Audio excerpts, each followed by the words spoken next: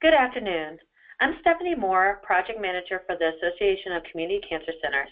I'm eager to introduce Mr. Stephen D'Amato as our expert presenter for the 18th webinar on the series hosted by the Institute for Clinical Immuno-Oncology, ICLIO. As you may know, ICLIO is an institute of ACCC. It's the only initiative to prepare multidisciplinary cancer care providers for their complex implementation of immuno-oncology in a community setting. The ICLIO program provides a host of educational resources and tools such as webinars, newsletters, e-learning module courses, tumor subcommittee updates, an Immerse IO visiting expert program, a new Grand Rounds program, and live meetings. Now for today's e-course, I am pleased to introduce Mr. Stephen D'Amato, Executive Director of the New England Cancer Specialists, past ACCC President, and a member of the ICLIO Advisory Committee.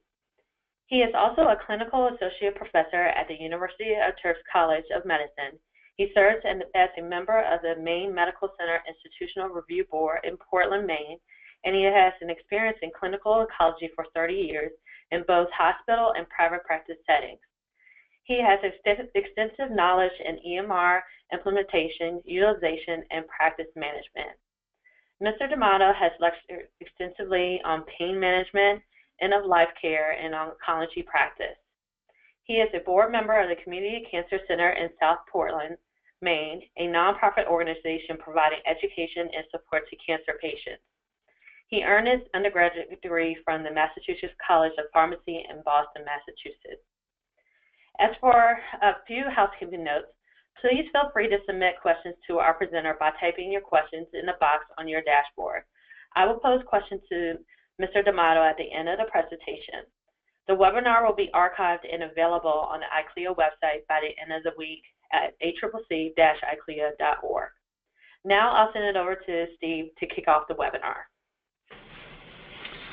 Thank you, Stephanie, and thank you all for joining us today. It's really a pleasure to be here, and what I plan to cover today, if we could go to the next slide, is to review the changing landscape of immuno-oncology. And I think all of us would recognize that this field is exploding. You know, if we look back at when we started this initiative, we had a couple of agents, and now we have a multitude of agents in this space, and that certainly is going to lead to many challenges in implementing these new therapies moving forward, and we'll speak to a lot of those challenges today.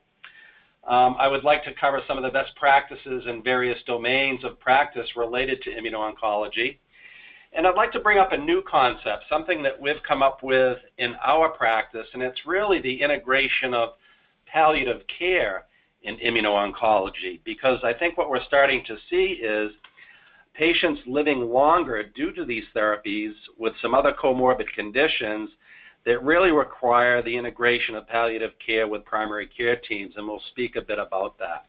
Next slide, please. So just a little background on our practice, New England Cancer Specialists. We're the only private oncology practice in Maine, and that has some advantages and disadvantages. It has advantages from a data collection standpoint, and that we're able to benchmark ourselves against other programs. We have 14 physicians, 2 of which are boarded in palliative care. We have 11 nurse practitioners and physician's assistants. We have 3 physical locations in southern Maine.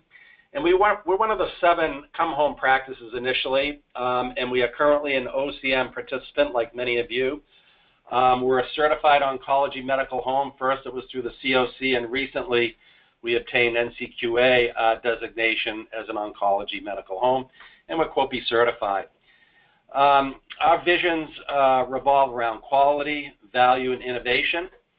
And one of the best practices, I think, for any organization or practice to consider is a dedicated champion. And I'm fortunate that I have a physician who is nearing retirement, who has been in the immunotherapy space through his whole career, and he is now our dedicated expert within our practice for immuno-oncology.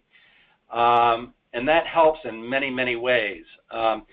This dedicated physician provides outreach to other clinicians in the community, whether it be hospitalists on the hospital service, internal medicine practices within our town, and also to work with our own staff internally, whether it be the advanced practice providers, physicians, nursing staff, and pharmacy. So having a champion within the practice has many advantages, and we're fortunate to have that. And if there is someone in your institution or practice who could be that go-to person, would be a very nice thing to have. Next slide, please.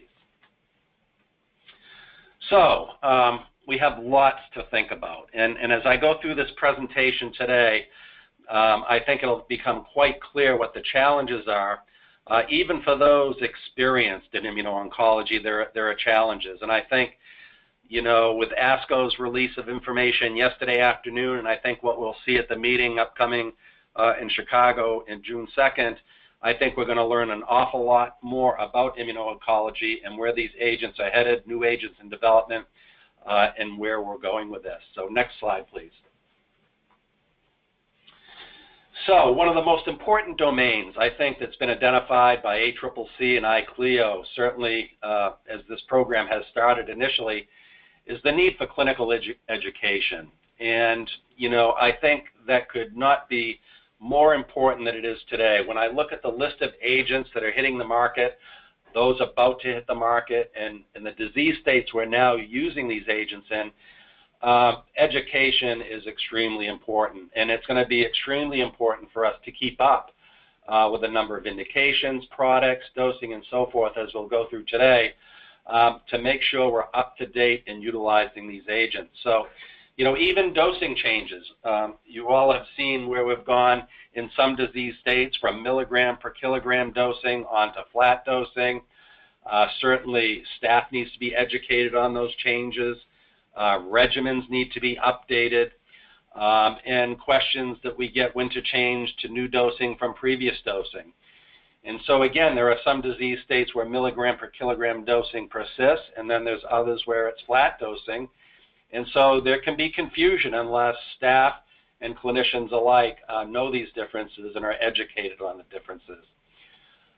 We're in the world of electronic medical records, and just keeping the regimens up to date is a challenge. And so again, to have a champion within the practice to incorporate all the necessary baseline and follow-up testing that's required, and to have those built into your treatment algorithms. And so, you know, it's a large task. Even in our practice, there's 2 or 3 of us who dedicate a fair amount of time just keeping regimens updated and educating staff on those changes. So, you know, especially with the advent of all the new agents that are released, you can imagine your clinicians want to use those almost like yesterday, but there are several steps that you need to go through before new agents are brought into your practice. And so, you know, it's really multidisciplinary. Everyone in the practice needs to know about the agent and what we're doing with it. So that starts with the financial advocates, who are really critical to this whole process, our pharmacy staff, nursing staff,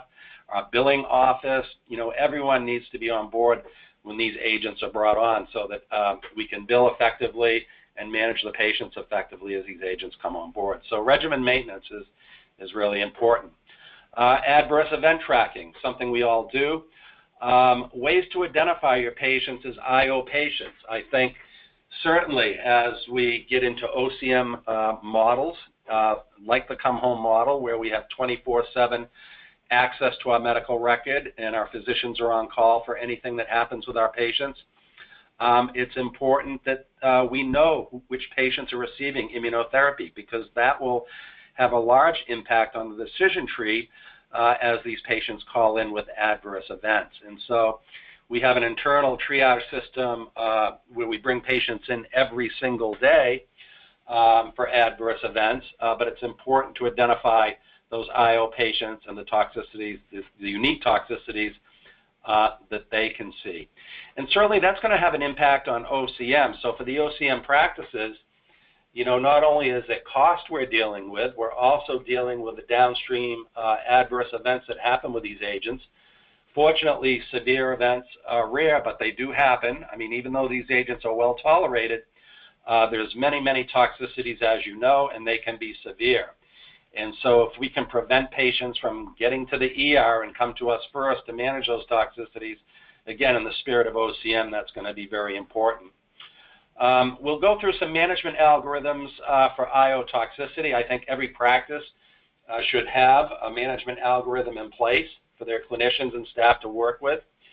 And now we're having the emergence of combination therapies. Just this last week, you had pembrolizumab was approved in combination with chemotherapy as first-line therapy for non-small cell lung cancer without PD-1 testing. So that's interesting.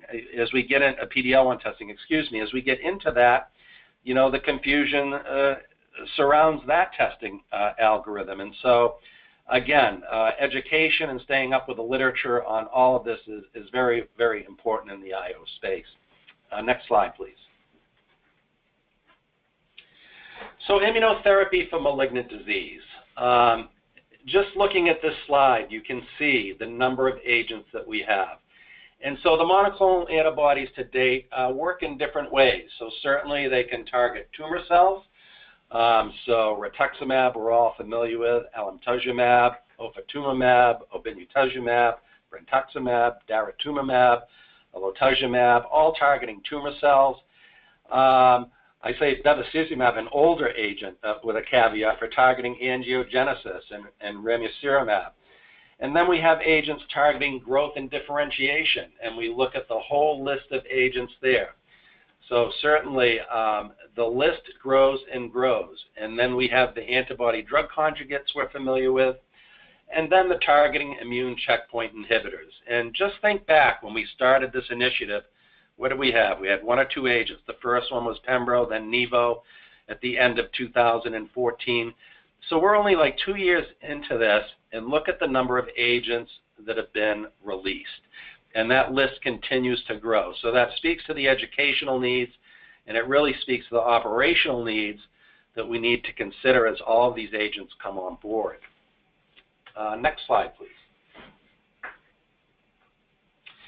So I thought I'd throw in a little cartoon. So certainly there are many targets, as that previous slide depicted. You can see the checkpoint inhibitors on this slide and where they work. And you can see some investigational agents on this slide. The point of the slide is that there are many targets that we are looking at to inhibit tumor growth and to provide responses in many disease states. And these are some of the common targets we've been looking at. And so you can see there's some agents on the slide that have yet to be approved. There's agents on the slide that we have approved.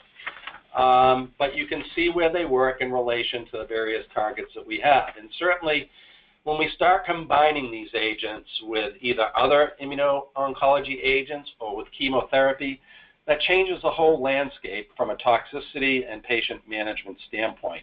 But the point of this slide is just to illustrate that we have many targets, probably many targets to be identified, many drugs in development to work on these targets, and the list will continue to grow. Next slide, please. So here we go. We look back to the first approvals of the checkpoint inhibitors, and we were really just talking about melanoma and lung cancer, and that wasn't long ago. And now look at the list. So now we have FDA-approved indications not only for melanoma and lung cancer, but now we have classical Hodgkin's lymphoma, and there's also work being done in B-cell lymphoma as well as we speak, urothelial cancer, head and neck cancer, renal cell cancer, and Merkel cell carcinoma. So some diseases where we had, not much to offer in the past, and now we have checkpoint inhibitors that are really making a difference in patients' lives in some of these tumors.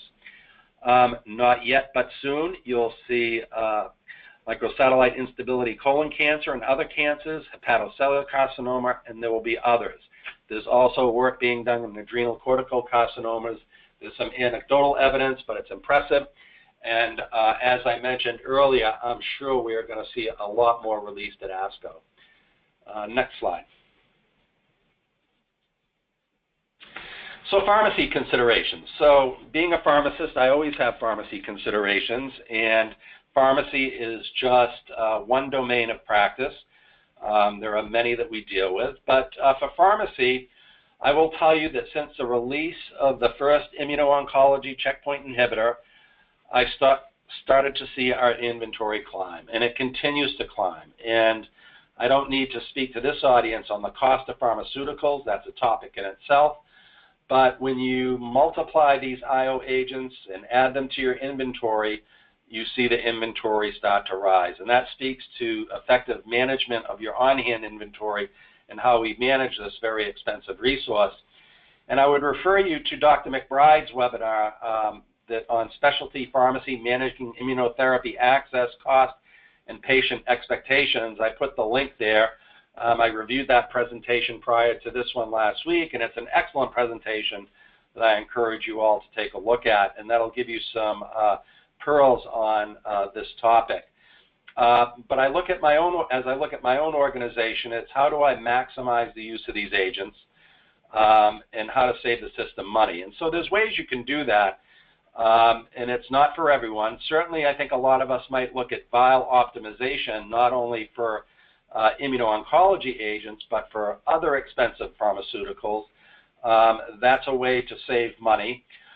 Or batching. If you have sterile clean room facilities and the appropriate policies and procedures, and you abide by state and other regulatory statutes, you can do that. But it takes a bit of work. You need to have stability, sterility data. You need to have adequate testing. We have done that in our practice for some agents. We've used vial optimization as well, and I can just say that it will save money. It saves the system money. But it's additional work, and so I'm not saying it's for everyone, but it is a way to do some savings there. And then regimen optimization as we move forward in implementing these new IO therapies. But really for pharmacy, they need to be educated like every other clinician as far as dosing, disease state, and where we use these agents. My staff also needs to know, I want them to know about all the toxicities that can be seen with these agents and to maximize the use of these very expensive pharmaceuticals. But this is something that we like to address. Certainly flat dosing will help in some instances as far as not wasting this expensive resource. But as I'll mention in slides upcoming, you know, we still have some milligram per kilogram dosing going on that can lead to some waste. Next slide, please. So financial issues. I think immuno-oncology financial issues is huge. And cancer therapy in general, I think we would all agree is huge right now. There's a lot of press right now and pressure on pharma, PBMs, and others on how to get the cost of drugs down. But let's face it, the cost of these IO therapies is very, very high. If you look at the length of therapy, you know, the dollar amount gets into the hundreds of thousands of dollars. And so, you know, as I look at the oncology care model, you know, how do we keep drug costs down? They're supposed to account for new therapies.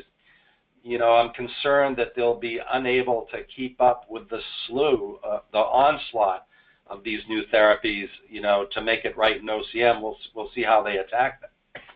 Excuse me one second, attack that. But suffice it to say, it's an issue. Our financial advocates, and I would say in general, financial advocacy is a cornerstone of what we do now. And ACCC has put out wonderful programs on the financial advocacy piece and how to put those programs in place.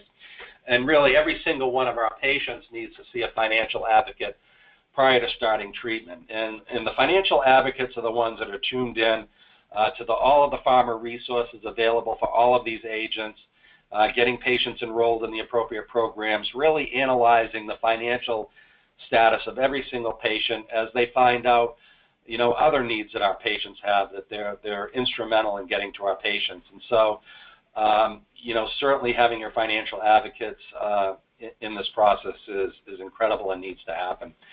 And then we're going to have value-based assessments. You know, so you know there's various stakeholders out there now looking at therapies we use in various disease states to establish quality and value. And so there's different methodologies that different groups use.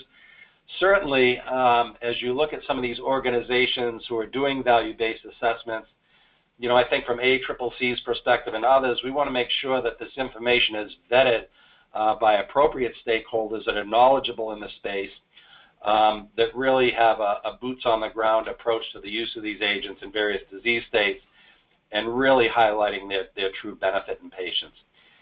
And as I mentioned, the length of therapy in immuno-oncology and the cost implications. So you might have an agent that says treat for 2 years and stop, and then you have others to continue until progression. And now we've come up with something unique, I think, with immuno-oncology that my clinicians have been feeding back to me, and that's, you can have maybe some radiographic evidence that patients are progressing on therapy, yet they're feeling great on therapy. What do you do with those patients? The patients don't want to stop, but you have evidence of progression. Do you stop? Do you continue? I think those are some of the challenges the clinicians face when using these agents. And I think, it's early in the phase of immuno-oncology and these checkpoint inhibitors, and I think we're going to learn a lot more as patients live a lot longer and experience longer time on therapy. We may see new things develop as far as, delayed toxicities, long-term benefit. I think there's a lot to learn in this space, but certainly it gets confusing. And what is the right length of therapy using these agents in various disease states? And we just don't know the answer to that in most cases. But there's a financial implication to either of those approaches. The financial assessment demands on practices, and I think, from an OCM perspective, we've seen some literature of late. It's very hard for institutions and practices to come up with an accurate total cost of care for what the patient experiences. I mean, I think it's easy for us on the pharmacy side, and the practice institution side to come up with costs that we deliver. I can come up with a drug cost and so forth, administration fees, all of those things we can come up with. But, oftentimes I can't even find out what the price of a liver biopsy is from the hospital down the street. They can't give me a number. And so for us to come up with total cost of care is very difficult. I think that's well known. We do the best we can, but that's going to put additional demands on practices as well. I just threw in bundled payment strategies. I don't think we're going to see that in the IO space anytime soon. I think there's been little in the oncology space as far as bundled payments. There have been some pilots in some areas, but let's not kid ourselves here. I think with OCM and the strategies they're using, they would like to get to a bundled payment method, but we have a long way to go there as well. I mean, I can see some instances where we could come up with some bundled payments, but oncology is a different animal. Metastatic disease in various disease states is complex and very tough to put a price on. And so we have a lot to learn in that space. So as OCM develops and other models develop, we'll see how that plays out. I've mentioned the financial advocates. That's a best practice.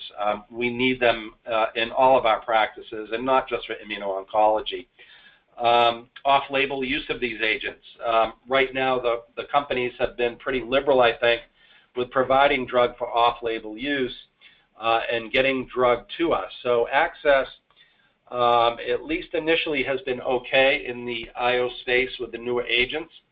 But we wonder about the longevity of patient assistance, and I think we've already seen that in the oral space. I think all of you who have dispensing programs and really rely on some of these foundations for patient assistance, copay assistance, drug procurement, we're seeing a lot of those things dry up. I know that's a concern of ACCC's leadership, and it's a concern across the country from CORE and other groups. But again, that's going to put even more burdens on our patients financially and the practices and institutions financially. And it can also lead to access problems, and I can speak to that on the payer side as we get to that. Next slide, please. So the payer landscape. That's going to depend on your geographic market and your payers, obviously. We haven't had denials for any immuno-oncology agents in Maine, but I will tell you that MaineCare, which is Medicaid, doesn't pay on new agents in a timely manner. So if an new agent does not have a dedicated J-code, In Maine, what happens is I have an AR over $1 million because they don't pay me. And so it's unfortunate for me to say this, but for Medicare patients, Maine Care patients, which is Medicaid in the state of Maine, I cannot deliver those agents, these new agents, to those patients because I probably won't get paid for close to a year. And my practice, just being a small independent practice, can't really be a bank to the state. And so that's a problem we have in the state of Maine for new expensive agents. They just don't want to pay for them. And that's unfortunate for those patients. So unless I can get free drug for those patients, I need to try to get them into a hospital system that will provide the drug. And just this last week, I'm getting pushback from the hospital system that doesn't want to take on the expense, even though they have 340B drug pricing. That's another whole topic in itself, which we won't get into today, but that can present some challenges for access to our patients. I think the future conversations with payers may evolve as the class grows as a whole and data emerges. I don't know where this will go. As we have more and more agents, IO agents treating, let's say, a singular disease state like non-small cell lung cancer, which one do you choose? Certainly we're going to need data that shows are there differences between the IO agents in a particular space. That's one answer to question. One question to answer, excuse me. And what are the cost differences? So as data emerges, we're going to have to look at that. And I think that, the more and more we see of these agents, I think in the future we're going to see cost driving some of the selection by payers in the future. We'll just have to stay tuned and see how that goes. Next slide, please. So here's a picture that you've all seen before, and this is the common terminology criteria for adverse events, version 4. And what I'm going to focus on in the next few slides is what I think are important algorithms as a best practice that everyone should consider for their institution of practice. So next slide. So I'm going to cover the major toxicities. And so my physician champion helped me put these together, and that's the benefit of having a physician champion to help you. And the first one we'll look at is skin adverse event management. So a common toxicity that we see in this class, we want to rule out non-inflammatory causes, and if non-inflammatory, treat accordingly and continue IO therapy. So if we look at the grade of rash, grade 1 or 2, covering less than or equal to 30% of body surface area, we're going to use symptomatic therapy that you can see and continue IO therapy per protocol. If this toxicity persists for greater than 1 to 2 weeks or recurs, you would consider a skin biopsy, delay IO therapy per protocol, consider 0.5 to 1 milligram per kilogram per day of methylpred IV or an oral equivalent. And once it improves, you can taper steroids over at least a month, considering prophylactic antibiotics for opportunistic infections, and resume IO therapy per protocol. As we get into more severe toxicity, grade 3 and 4, which is going to cover over 30% body surface area or has life-threatening consequences, we need to delay or discontinue IO therapy per protocol. Consider a skin biopsy again. Dermatology consult would be preferred. 1 to 2 milligram per kilogram per day of IV methylpred, IV or equivalent. And if it improves to grade 1, taper steroids over at least 1 month and add, again, prophylactic antibiotics for opportunistic infections, and then resume IO therapy per protocol. Now, as you look at this slide, if you look at dermatology consults, so what that brings to mind is that, within your institution or locally with your practices, you should be reaching out to the experts in these areas. They should be educated in IO toxicity, because we're going to lean on these subspecialists in many areas as we go through these slides.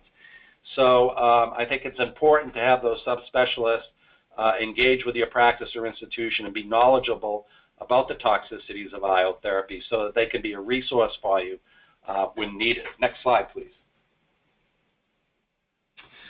So GI adverse events are also common with IO therapy. And certainly they range from mild to severe. And just to mention that, there are a lot of toxicities with IO therapy. Fortunately, the severe toxicities are not in high percentage, but when they occur, they can be fatal, which is why early identification and management is so important. So as a best practice, again, being able to identify these toxicities early, jump right on them, provide intervention so that you don't get to a grade 3 or 4 toxicity. But when we look at GI adverse events, we're looking at diarrhea, colitis. So certainly in a grade 1 situation where, it really doesn't affect daily life, there's less than 4 stools per day, and there's asymptomatic colitis, you would continue therapy and provide symptomatic treatment. Certainly you want to monitor those patients very closely for worsening symptoms, and again, educate the patients to report those symptoms immediately. And if it worsens, treat as grade 2 or 3 and 4.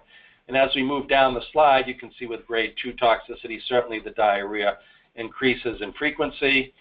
IV fluids may be indicated, and certainly if there's abdominal pain in and blood in the stool, you have a grade 2 situation. You will delay therapy per protocol, again, institute symptomatic treatment. And then if it improves to grade 1, resume IO therapy per protocol. But if it persists for greater than 5 to 7 days or recurs, again, you're looking at corticosteroid intervention, and then when those symptoms improve to grade 1, taper over at least a month, and again, consider antibiotics for opportunistic infections, and then resume IO therapy per protocol. And certainly if it worsens or persists, you would treat as grade 3 or 4, and then at the end of the slide, you see where we go for grade 3, 4 GI toxicity. Certainly the amount of diarrhea is increased. Those patients are going to need hydration. Certainly the colitis can become severe and even be life-threatening. And certainly in those instances with grade 3 and 4 GI toxicity, you're going to discontinue therapy. You're going to give higher doses of steroids. Again, looking at antibiotics prophylactically for opportunistic infections, and consider lower endoscopy. And again, this is where we get your GI specialist involved. And then for follow-up, as it improves, continue steroids until grade 1, then taper over at least a month. And if it persists, the addition of infliximab, another monoclonal antibody that we use in this space to treat colitis, 5 milligrams per kilogram with no contraindication. But that should not be used in cases of perforation or sepsis. That's important to note. Next slide, please. Here's one that I see pop up quite frequently, hepatic adverse event management algorithm. And I can't stress enough the need to have baseline labs incorporated into your treatment regimen. Extremely important, because I will tell you, all you need to do is miss this complication, and it can be a fatal event for patients. This can happen very, very quickly. So again, monitoring of LFTs is paramount when we're talking about IO therapy. But as far as a management algorithm, if you look at the grade of liver test elevation, certainly for grade 1 toxicity, you're going to continue for protocol. You're going to monitor those patients closely, continue monitoring the LFTs, and if they do worsen, treat as grade 2 or 3 or 4. Again, if you look at grade 2 toxicity, you're going to see your AST or ALT climb markedly, and so is your total bili. It's going to be greater than 1.5 to 3 times the upper limit of normal. And you'll probably delay therapy for protocol and then increase the frequency of monitoring to every 3 days. Once their labs return to baseline, you resume routine monitoring and you can resume IO therapy for protocol. If those elevations persist for greater than 5 to 7 days or worsen, here we're looking at steroid intervention, and then when the LFT returns to grade 1 or baseline, taper over at least 1 month, and consider prophylactic antibiotics for opportunistic infections and resume per protocol. And then for grade 3 and 4 toxicity, we're going to discontinue IO therapy. You're going to monitor LFTs on an almost daily basis. You're going to give higher doses of steroids based on the severity of this complication. Add prophylactic antibiotics. Consider a GI consult. And then again, for follow-up, monitoring these patients, and if it returns to grade 2, taper the steroids over at least a month. And if it doesn't improve, worsens or rebounds, now you're looking at the addition of another pharmacologic agent, glycophenolate, Mofetil, 1 gram twice daily. And if no response for an additional 3 to 5 days, consider other immunosuppressants for a local guideline. So again, hepatic toxicity can be a life-threatening event, needs to be caught early and intervened on early. Next slide, please. So pulmonary toxicity we also worry about with these agents. And so pneumonitis is the primary toxicity we're concerned about. And again, you rule out non-inflammatory causes. But if you see just radiographic changes, grade 1, you could consider a delay, monitor for symptoms every 2 to 3 days, and then consider bringing in pulmonary and ID. Re-image at least every 3 weeks, and if it worsens, treat as grade 2 or 3 to 4. Excuse me. So when you get to mild to moderate new symptoms, we're going to delay the IO therapy. You're going to bring in your subspecialist, monitor the symptoms daily, and consider hospitalization. You're going to go to 1 milligram per kilogram, methylpred or its oral equivalent. Consider a bronch or lung biopsy. And again, this re-imaging every 1 to 3 days to monitor this. And if it improves, when symptoms return to near baseline, taper the steroids over at least 1 month, and then resume IO therapy per protocol. And again, consider prophylactic antibiotics. And if it doesn't improve after 2 weeks or worsens, we treat as grade 3 to 4. And certainly we're getting into life-threatening toxicity with new or worsening hypoxia. Certainly you're going to discontinue the agent, hospitalize the patient, bring in your consultative experts, and much higher doses of steroids, 2 to 4 milligrams per kilogram per day of methylpred or equivalent.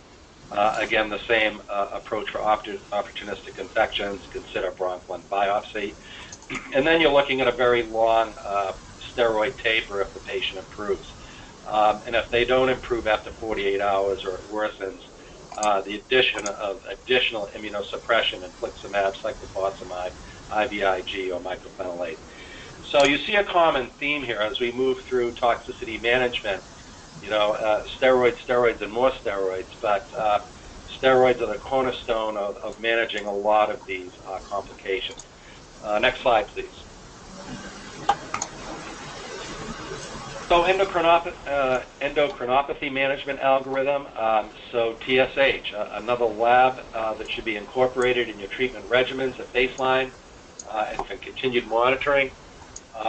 And so someone who's asymptomatic, we're going to continue IO therapy. You can see the parameters for TSH. I won't read through all of that, but you would follow that algorithm for asymptomatic TSH elevation. If you had symptomatic endocrinopathy, so you would evaluate the endocrine function, consider a pituitary scan, and then if they're symptomatic with abnormal lab or pituitary scan, delay IO therapy. We're going to give 1 to 2 milligrams per kilogram per day of steroid and initiate appropriate hormonal therapy. If there's no abnormal lab, pituitary MRI scan, but symptoms persist, repeat the labs in 1 to 3 weeks and get an MRI in 1 month. If it improves with or without hormone replacement, again, the steroid taper goes into place along with antibiotics if indicated.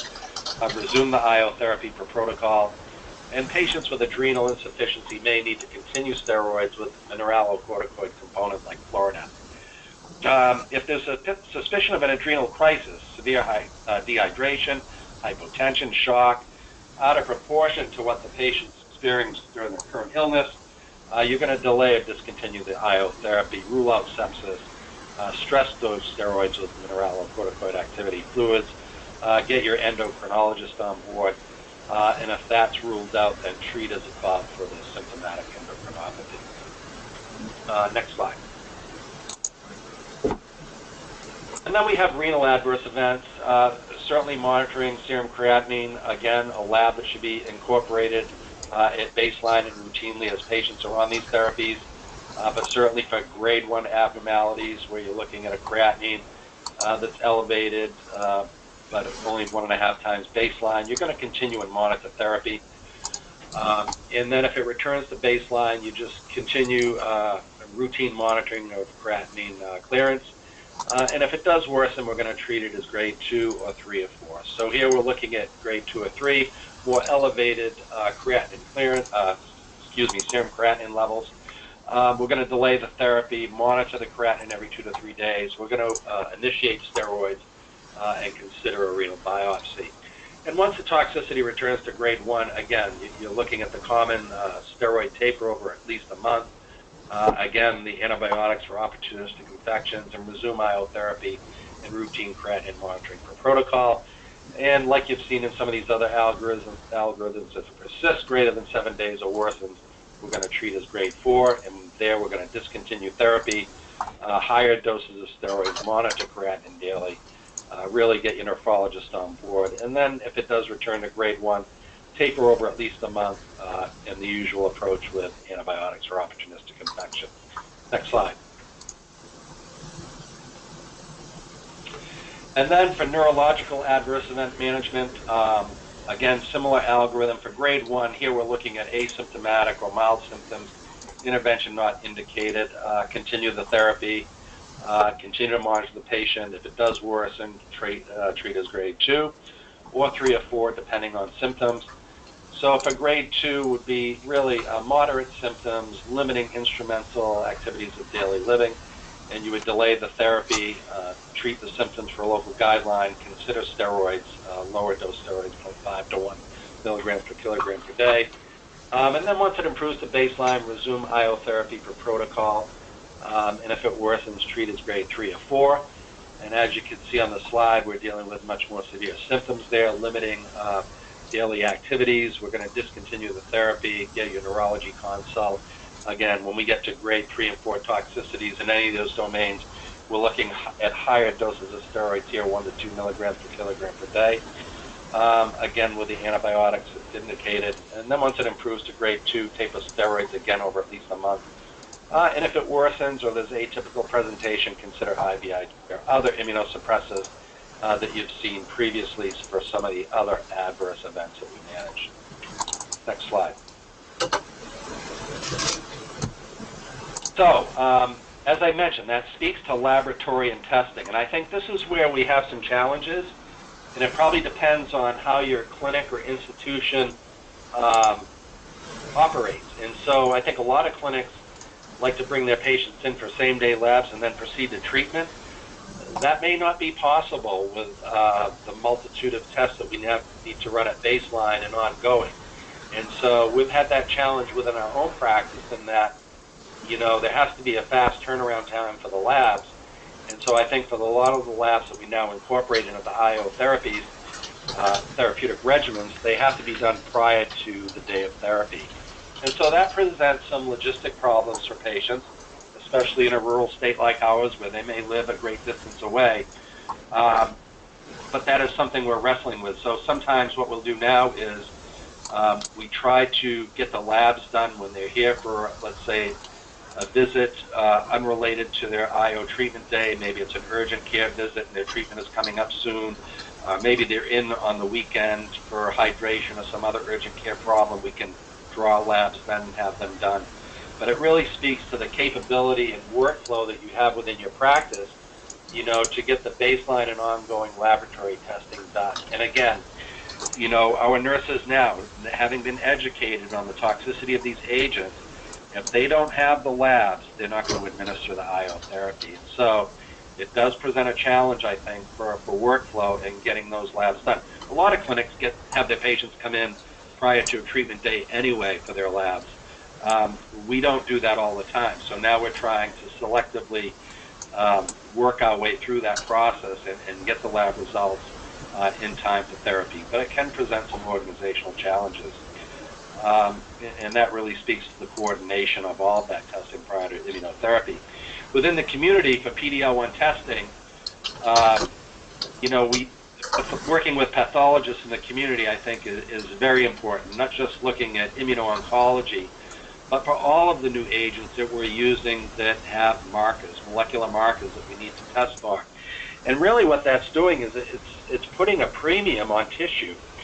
You know, you just can't keep pulling out tissue every time you want to do a molecular test. We're not going to have enough tissue to do it. I think that's where blood testing is going to be of benefit as blood testing evolves and becomes more specific and more accurate. That'll provide some alternatives. So we're seeing a lot in that space. But I think as a best practice within pathology departments across the country, when we're looking at checkpoint inhibitors and PD-L1 testing, which can be a prognostic variable in a lot of cases, that reflex testing is probably a good way to do that when we have tissue in patients where we're considering checkpoint inhibitor therapy. So laboratory testing and follow-up, extremely important in all patients undergoing immunotherapy. Next slide, please. So, immunotherapy for malignant disease. The natural approach to cancer treatment. What better way to distinguish the bad cells from the good? And that's true. The slide is just a cartoon to illustrate, everything that's going on these days in the treatment of the patient. And, if you've been in this space long enough, it becomes more and more complex every day. And that's why it's important that organizations like ACCC, having events like this to help educate clinicians and the community at large on these therapies is very, very important. Because at the end of the day, it's all about the patient and how we can treat the patient in the best way possible, the most cost-efficient way possible, and really to improve the quality of life of our patients that undergo cancer treatment. So just a cartoon to speak to the complexity of all the things we're dealing with today. Next slide. So I bring this up as a new topic, and that's immunotherapy and palliative care, and why now? And so I think what we're starting to see is a little bit of a change in the paradigm of cancer patients that have metastatic disease. So I think you can look at immunotherapy. It's now a mainstream event. Who doesn't talk about it? Where isn't it advertised? What patient doesn't ask about it?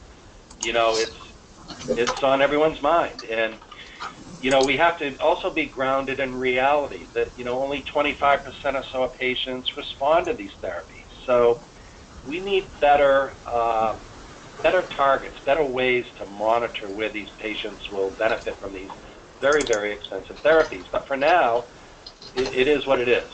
We're using an awful lot of these agents, and what it's doing is it's extending the life of many patients. So you may have patients in a metastatic setting where nothing has worked and they're on the path to hospice care, and IO gets into the picture, and all of a sudden the patient feels better and is doing better.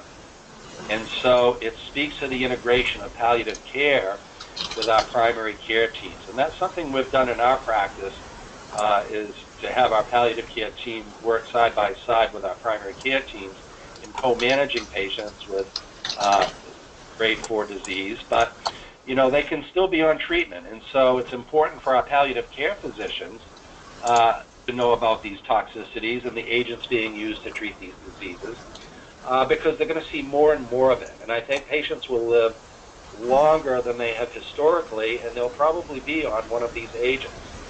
And so the immunotherapy toxicity, with that, we need a new paradigm, when treating these patients with palliative care. It does not resolve with stopping treatment.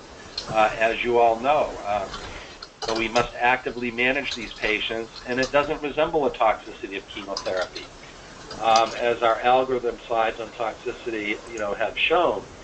So it must be carefully addressed. So I think it's a new area to consider. I bring it up because we've done it in our own community just recently, where my physician champion has spoken to the palliative care teams in the hospital, because these patients may bounce into the hospital on these agents, and experiencing toxicities from these agents doesn't mean it's the end of the game or end of the line. These patients are probably doing well on therapy, or they're feeling better on therapy, and they need to be managed appropriately. So what I'm trying to say here is we've gone to a space where, historically, patients may have just been on best supportive care and hospice care, but now you have a checkpoint inhibitor that has changed the disease process. The patient feels better, has better functional activity, and will prolong their life. But at the same time, they have other comorbidities and toxicities that need to be managed by the palliative care team. They may still have pain, other things that need to be dealt with from the palliative care side. So it really speaks to incorporating that care team into the primary care team. Next slide. So if you look at the target population, as earlier slides have said, growing more than exponentially. So we look back to the interferon days with hairy leukemia, Kaposi sarcoma, melanoma, non-Hodgkin lymphoma, IL-2, high dose and low dose in renal and melanoma. And then we progress to anti-CTLA-4 for advanced and adjuvant melanoma. And then we have the PD-L1s and the PD-1s. And then you can look at the whole list of others coming, both targets and tumor types. So this field is going to expand.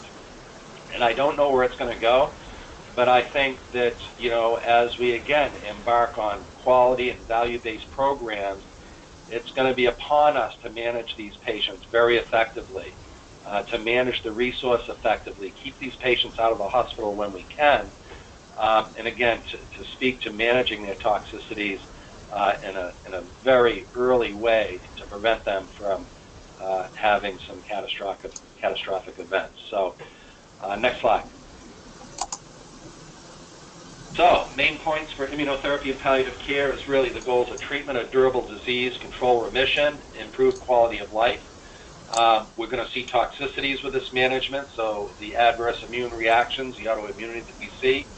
And I think as we've tried to illustrate through this talk, it's really a rapidly evolving and complex landscape that's really going to require all of us working together to manage these patients effectively. So there really isn't one discipline that should be left out of this algorithm. Everyone needs to be involved, and again, the beauty of ACCC is its multidisciplinary approach to care, and it really works well. And so, as I tried to speak to earlier, you know, everyone in your clinic, your institution, needs to be tuned into this very important therapy that we now have, because the data is going to change very rapidly. The utility will change very rapidly, and it's going to require us to really be moving on the fly as these things evolve, and I think that's where ICLIO will help a great deal. Next slide.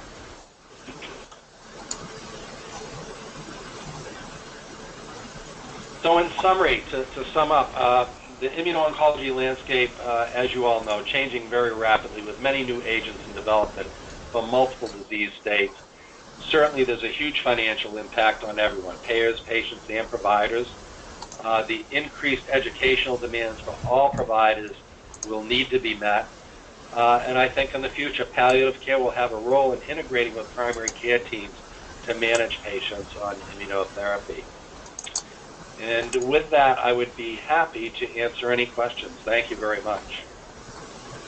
Well, thank you, Steve, for the engaging presentation. And we actually do have a couple of questions. I'm sorry, everyone, for the feedback that you are hearing. We are trying to work on that. Steve? Yeah. If you talked about financial concerns regarding length of IO therapy in your practice, how long do clinicians have their patients take an immunotherapy? Do they continuously prescribe the immunotherapy until progression, or do they have them stop if the patient is on remission? So right now it's by guidelines. So until we have data that shows otherwise, there's one agent that treat to 2 years and then stop. I think for other agents where it says to continue until disease progression, currently we're treating until those patients develop worsening symptoms, and the IO therapy is deemed now not working. So I would say that's probably the more common approach across the country. Hopefully we'll see new data that can give us some earlier stopping rules, such as if patients are stable over a certain period of time, do you stop and then monitor? Because as you know, you can have some delayed effect from IO therapy that can continue beyond stopping the agent. So I'm hoping that we have data in the near future that will give us better guidelines on that, on when to stop earlier, especially on patients doing very, very well with no evidence of disease progression over a period of time. Can we stop and monitor? I think that's where we'll go with that because of the cost of these agents until we have more data. The data will help us in that regard. And for the second question, immunotherapy can be quite expensive. Other than patient assistance programs, what could be other ways to ensure that patients continue to get the treatment they need? So in our community, and this has been done in a lot of communities, we've established foundations, 501c3 nonprofit foundations. And so we've identified a need. I think every community has this need. I don't care if you have insurance. You know, I could have the best insurance in the world, but it could devastate my family financially being on one of these agents long term. And so in addition to pharma support, we now look to nonprofit foundation support within our own community. So we have a couple of foundations. We've started one in our local community, in two of our communities actually, and those monies can be used to offset the cost of some therapies for some patients. But in addition, we use those monies to maybe help pay a mortgage, help pay a heating bill, a car repair, whatever it is a patient may need so that they can afford to stay on therapy. It's amazing. You know, my social workers on the call and my financial advocates know this better than I. Our patients face so much in the way of challenges these days during cancer therapy. I don't care what disease you have now, the expense is enormous. And we're finding in our own practice what we've identified is food insecurity. We have now identified patients who don't have enough money to buy food for their families and themselves as they undergo treatment.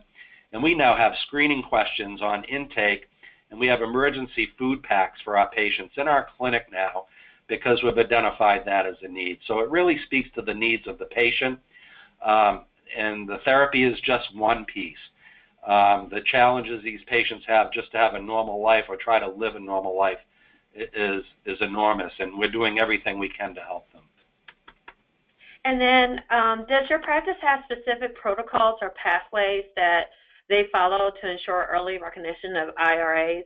And if so, can you share some of those best practice with us? So I think what you saw from the management algorithm, so in the regimens, for all the checkpoint inhibitor regimens, all of the labs and testing are built in. And so that makes sure that they are not missed. They're put in at the intervals that are recommended. The manufacturers, most of them have some nice algorithms in their product information, but we build those right into the regimen. That way they're not missed, and that way nursing knows that they need to see those labs before the therapy is instituted. So I think the easiest way to make that happen is to incorporate them into your treatment regimens. And then for the last question, immunotherapy can be cost prohibitive, especially when used in combination. How does your practice go about managing inventory so that you do not overspend, but at the same time have enough therapy for all patients? So that would get into the systems that you have in place to monitor that. So, and I'll have to make a confession here. It's kind of funny, actually. My treatment room uses a hairdresser book because the EHR doesn't have a bandwidth to really, when you're dealing with 80 to 100 treatments a day that come rolling into your clinic, you just can't do it in the EHR schedule. It's just very cumbersome and hard to manage.